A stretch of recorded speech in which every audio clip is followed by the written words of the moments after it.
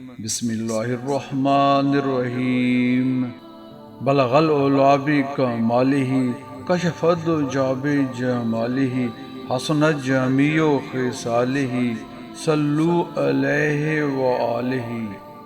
مقالہ نمبر 43 غیر اللہ سے سوال کرنے کا سبب۔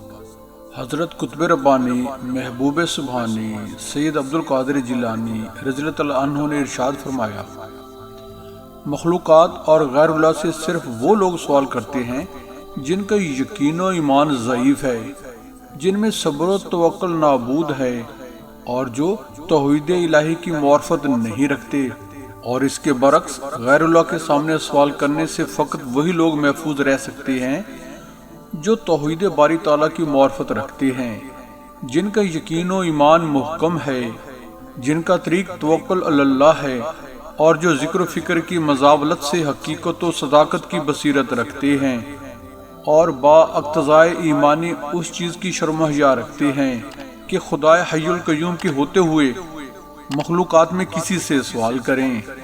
اللہ اکبر۔ بارگاہ الہی میں دعا گو ہیں کہ اللہ تعالی ہمیں اپنے در کا ہی سوالی رکھے، آمین۔ بہنوں بھائیو، ایک لوویبل ریکویسٹ ہے کہ ہمارے YouTube channel Islam TV by Waheed ji جی کو سبسکرائب کر کے بیل آئیکن پر کلک کر لیں، آل کو چیک ان کر لیں، ہماری ویڈیوز کو اپنے حلقہ احباب میں شیئر کریں۔ دعاؤں کی درخواست ہے، اللہ تعالی ہمیں ایک دوسرے کا خیر خواہ بنائے، آمین۔ جزاک اللہ۔